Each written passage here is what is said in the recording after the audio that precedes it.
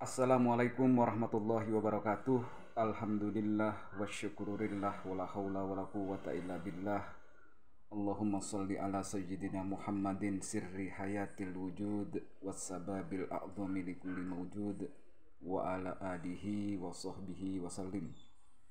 Saudaraku sebangsa setanah air yang saya hormati, belakangan ini marak klan Ba'alawi mengklaim kuburan-kuburan leluhur Nusantara sebagai kuburan leluhurnya mereka. Dan klan Ba'alawi juga tertangkap basah membuat kuburan-kuburan palsu, kemudian dinisbatkan sebagai kuburan leluhur mereka.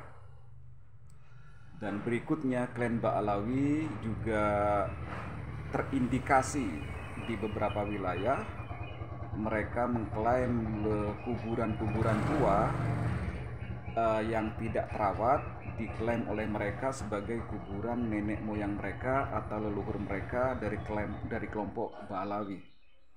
Saudaraku yang saya hormati, banyak orang bertanya pada saya, apa ruginya kalau Ba'alawi membuat kuburan palsu, mengklaim kuburan leluhur Nusantara sebagai leluhur mereka, apa ruginya bagi bangsa ini, bagi umat ini? Saya jawab demikian.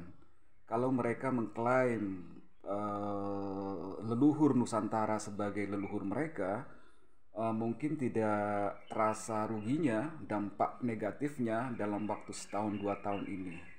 Tetapi 100-200 tahun yang akan datang ini akan membuat sebuah kerugian yang sangat besar bagi bangsa ini. Karena nanti generasi kita beranggapan bahwa negeri ini, Nusantara ini dibentuk, diformat oleh kelompok Ba'alawi. Jadi seakan-akan hanya kelompok Ba'alawi lah yang paling berjasa di dalam membabat alas Nusantara ini. Jadi ingatan generasi bangsa kita 100-200 tahun yang akan datang akan terekam di dalam memori mereka bahwa kelompok Ba'alawi ini adalah kelompok yang paling berjasa terhadap Nusantara. Karena dibuktikan dengan banyaknya makam-makam, kuburan-kuburan masa lalu yang berasal dari marga atau klan mereka. Padahal semua itu adalah hasil dari merampas kuburan. Saudaraku yang saya hormati, itulah kerugian jangka panjang bagi bangsa ini jika kita tidak menghentikan, tidak membendung program atau proyek klan Ba'alawi di dalam merampok, merampas, mengaburkan sejarah bangsa ini dengan mengklaim kuburan makam leluhur Nusantara sebagai leluhur mereka. Jadi saudaraku sebangsa setanah air yang masih punya kepedulian terhadap masa depan bangsa ini, terhadap sejarah bangsa ini, terhadap budaya bangsa ini, mari kita sama-sama bahu-membahu bekerja sama di dalam membendung Ba'alawisasi Nusantara, membendung perampokan sejarah, perampokan makam, pengaburan sejarah yang dilakukan oleh kelompok Ba'alawi. Kenapa ini harus kita lakukan?